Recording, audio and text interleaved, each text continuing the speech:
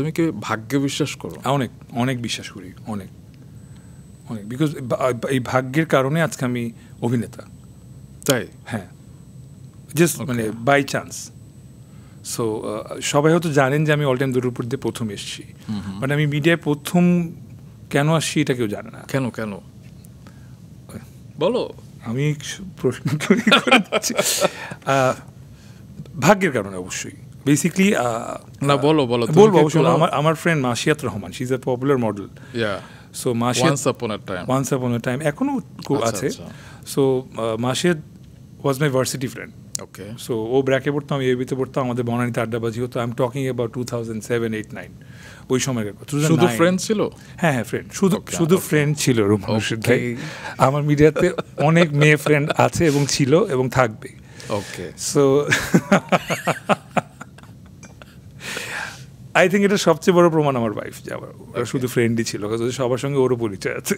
ওকে, so মেনে নিলাম। Coming back to the story, তো মাসিয়াত বেসিক্যালি তখন লাক্স থেকে বের হয়ে আসে। ও লাক্সে ছিল, বের আসার পর ও যখন টুকটাক মডেলিং করতো, তো একদিন ও নিকেতনে যাবে, তো আমাকে বলতেছে যে চল আমাকে একটু নামাই দে, আমি একলা যেতে ভয় লাগবে, মানে একলা যেতে যাচ্ছি না, সিনজিতে করে যাবে। তখন ঠিক আছে চল যাই তোর সাথে। তো ও কোনো একটা বিজ্ঞাপনের অডিশন দিবে, যাবে। সো ওখানে গেছি, আমি বসছি। ও যেতে যেতে আমাকে বলছে আচ্ছা তুই চেষ্টা করিস না কেন, তুই চেষ্টা করলে তো পারিস। আমি মিউজিক করি, আমি মিউজিকের লোক, আমি গান বাজনা করি, আমি happy with that, I want to be a Rockstar. তো না ঠিক আছে, ওকে ফাইন। এরকম ওয়েটিং রুমে গিয়ে বসার পরে তো ওখানে কী হচ্ছে যে অ্যাকচুয়ালি আমার কোনো ইন্টেনশন ছিল না। অ্যান্ড আমি যা ইন্টেনশন কি, আমি কেউ আমাকে অডিশন দিতে দিবই না, কেমন একটা ওই যে রকস্টার ব্যাপার ছিল যে রকস্টার একটা ইগো থাকে কিন্তু, যে আমি এভরিথিং, এরকম একটা বিষয় তখন ছিল নিজের মধ্যে। সো এরকম ওয়েটিং রুমে বসে আছি, সাথে যারা অডিশন দিতে আসছে ওরা বসে আছে, সো আমিও বসে আছি। সো আমি একটা ছেলে এরকম একটা তখন জার্সি পরে, ব্যাগি জিন্স পরে 2009 সালে বসে আছি একটা টিভিসি প্রোডাকশন হাউসের ইয়েতে। ওরা তো আমাকেও ভাবছে অডিশন দিতে আসি। ওরা আমাকে বলছে যে আপনাকে ভিতরে ডাকে, তা আমি ভাবছি আমাকে ভিতরে মাসিয়াত বোধহয় ডাকে। ওকে। সো আমি উঠে ভিতরে গেছি।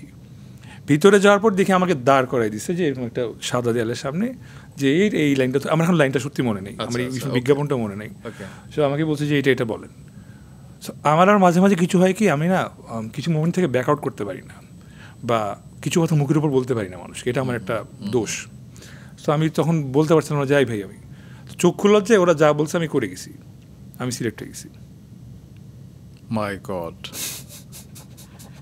অ্যাকচুয়ালি প্রকৃতি চেয়েছিল যে তুমি অ্যাক্টর হবে, মডেল হবে। সো এটা আসলে ভাগ্য। তোমার চোখ চিকচিক করছে, এবং ওই সময়ের কথা বলতে গিয়ে তুমি ইমোশনাল হয়ে গেলে।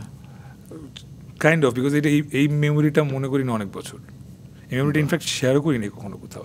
আমি ওই জায়গায় বলেছি যে মাসিতে আমাকে নিয়ে গিয়ে অডিশন দেওয়া ছিল, একদম এক্স্যাক্টলি এইভাবে বলার সুযোগ কোথাও হয়নি। বাহ, আমাদের পডকাস্টের ভিউয়ার্স অ্যান্ড লিসেনার্সরা তাহলে অনেক লাকি দ্যাট তোমার এই না বলা কথাটি জানতে পারলো।